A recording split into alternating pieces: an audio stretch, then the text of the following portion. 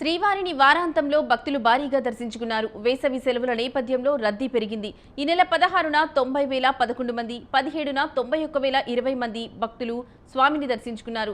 ఎప్పటికప్పుడు రద్దీని అంచనా వేసి అధికారులు అందుకు అనుగుణంగా ఏర్పాట్లు చేశారు.